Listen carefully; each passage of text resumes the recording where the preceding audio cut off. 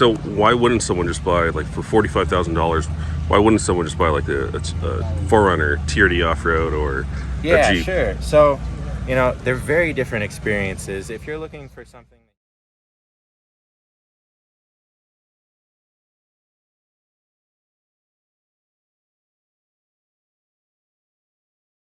All right, so here we have the brand new Polaris Expedition. So this vehicle is designed from the ground up, brand new. Just launched it a couple of months ago. Basically our goal with this vehicle is to enable the 72-hour adventure. So we want you to be able to get out further, faster, to whatever it is that drives you, whatever your passion is, being that kayaking, whitewater rafting, as you see here with this build, camping out in the outdoors, as you see with our other build over here, or hiking, hunting. You know, we built the vehicle to have, you know, it's got a 600-pound payload capacity for the box and seat up to 5 adults comfortably. Our top-of-the-line trim, the North Star, has heat, AC, power windows, full glass. It's weather tight, so you don't have to worry about getting wet when you're on the trail. Keeps the dust out. So we're really proud of how it came out. Very nice. If you don't mind, I'll just ask you a few questions. Yeah. So how much does it weigh? So the heaviest one, the North Star multi-pass, is going to come in about 2,900 pounds. And then the 2-pass version is, I think, about 2,500 pounds. The 2-seater is 2,500 pounds. Yep. What are these powered by? So these have a brand new engine for us. It's the Polaris ProStar engine, 2-cylinder, 1,000cc. So we updated the cylinder heads, the crank, did a bunch of internal work on it in order to get some more power out of it. Makes about 114 horsepower, screams all the way up past 8,000 RPMs. That's pretty impressive. Does it have a turbo or something? No turbo on this model. We do have other vehicles, more like adrenaline-based. 1,000cc and over 100 horsepower is pretty impressive. Yeah, it's plenty to get this thing up and keep it moving. So. Yeah. All right. And what kind of transmission does it have? So it's got a CVT transmission. So 2 speeds, high and low. We updated the gearing on this one to give better drivability and low-speed performance, because we knew, you know, the customer that's going for this isn't going typically for that super high-speed adrenaline rush. They're more going. It's more of a community activity where they're trying to go out and have a good time with their friends. They're trying to, you know, be able to comfortably navigate out to that next adventure that they're trying to have. So, you know, the low gear is really good for towing. 2,000-pound towing capacity on this thing, 200-pound tongue weight. So if your trailer can hang with it and it's under 2,000 pounds, you can tow it. So. Nice. And it looks like the width of this vehicle is it's like similar to other side-by-sides, like the traditional side-by-side. 64 inches, so legal on most trails across the U.S. Awesome. So the ride is exceptional. We work with Fox to do spiral groove technology on the inside of the shocks. So basically, around the zone of where the piston of the shock sits, when this is kind of at its nominal ride height, there's grooves on the inside of the bore of the shock. That allows the oil to pass by and makes for a super cushy ride over washboard, embedded rock, all sorts of terrain like that. And then once you start hitting the bigger stuff, you know, big whoops or a big rock on the trail or a jump or something like that, the shock progresses into a much higher damping area of the shock and keeps it from bottoming out and gives it that good all-around performance on any trail condition. Nice. And it looks like this is probably an industry first, right? Yep. So we kind of turned the industry on its head with this. You know, we have 2 different versions. We have this one, which is kind of more like the SUV-ish type.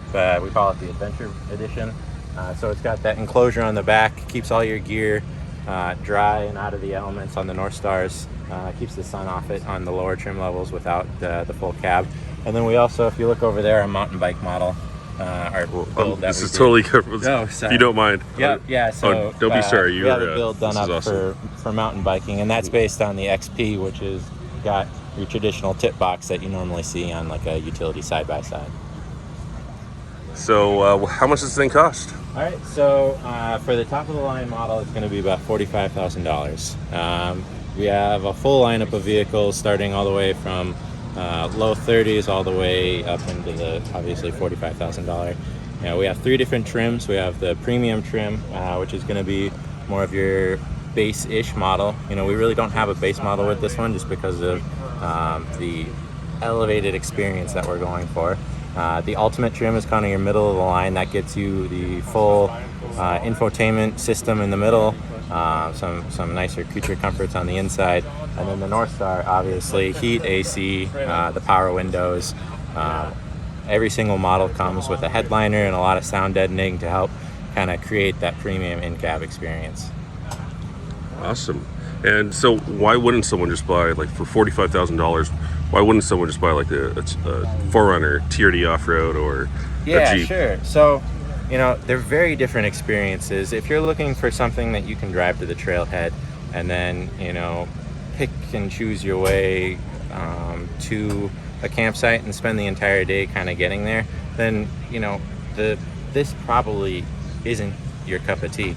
But if you're looking for something where you can trailer something to the trailhead and then get out further, faster, farther, and this is really going to be where it's at. You can hit trails so much faster in this. It allows you to get further out because instead of having to go 10, 15 miles an hour in your standard on-road vehicle, you're able to utilize that premium suspension that we have on these vehicles to cover more ground and get to those new undiscovered destinations to have your next epic adventure.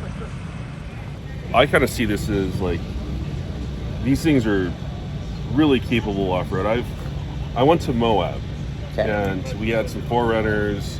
We have a vehicle, my viewers know what vehicle I drive. It's not a 4Runner, it's not a Jeep. I drive a Honda Passport, and I took it on fins and things. Okay? And I noticed that the Jeeps with the solid front axles and the side-by-sides that have crazy low articulation got through that trail so easily, whereas we were struggling. And so, I'm just blown away by what I'm looking at here. And my opinion of it is, you could take like whatever vehicle, tow these like to the trailhead. Because they're enclosed, you can get a really good camping experience out of it, a good overlanding experience out of it. Exactly. And so if you're looking someone like me, like where I don't have a super capable vehicle like a Jeep Wrangler Rubicon, an option for me would, because I could tow 5,000 pounds with my Honda. I would just, if I wanted to, I could tow one of these over to like a crazy place like Moab and can these things drive up Hell's Gate? I don't think we've tried yet, but I'm pretty confident that we can probably make it up there. So they come from the factory with 30-inch tires, pretty aggressive tread. There's a lot of room for bigger tires too. We already have, they just came out and people are already stuffing bigger tires under these things. One second. Then what's the aftermarket like? Are people like putting on like 37-inch tires on these things? So they don't have room for a 37, but people are putting a lot bigger tires. I've seen 32s, 33s. I think somebody tried 35s. I think they were a little tight. But when we launched this vehicle, we knew that the target crowd that we were going for is all about customization and building their vehicle to suit their needs. So we made sure when we came out with this vehicle, we launched over 100 accessories right along with it. And every single one of those accessories was developed specifically for this vehicle, underwent all of the same durability testing. We punish our vehicles when we're testing them, thousands and thousands of miles out in the desert and every other imaginable condition to make sure that we've considered every use case, gone through every single... I feel...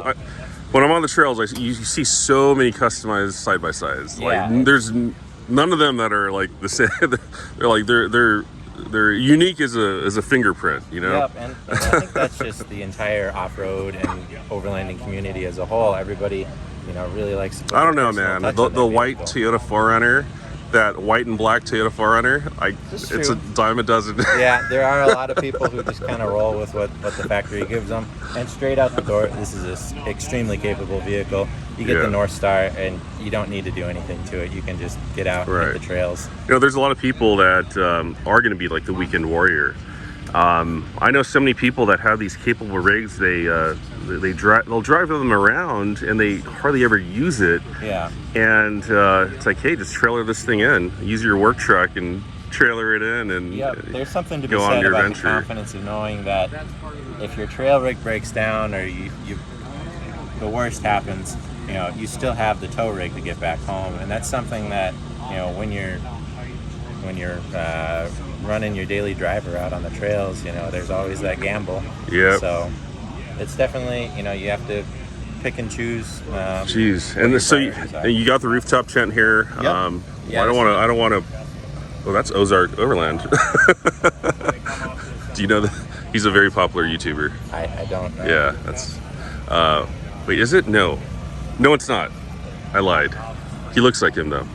Anyways, this is a big roof. Like, you could fit the rooftop tent. Yep. Yeah. So you know, we designed the vehicle with the intent of putting stuff on the top of it. So it's got a big flat roof. That was kind of one of our early design decisions on the vehicle.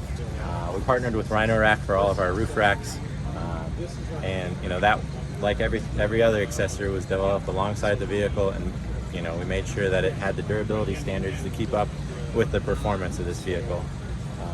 So when we, you know, decided to put a rooftop tent on it, it wasn't just bolted onto the top and call it good. You know, we did, you know, intense field testing to make sure that that tent was durable enough to withstand the conditions that the vehicle would be driven in. You know, we made sure, you know, we built the roll cage to be able to handle all of that extra mass on the top. We made sure to keep the CG of the vehicle low. You know, compared to general, you know, the seating position's an 1.5 inches lower. That helps with CG. We did rack-mounted EPS on this vehicle. That both helps with steering feel and with CG as well. The adventure structure on the back, the enclosure over the bed, you know, we made that aluminum to make sure that we kept the weight out of the top of the vehicle. Nice. And for those that don't know, CG means center of gravity. Yep. Okay, and the final question: when are y'all gonna make a car that's totally street legal?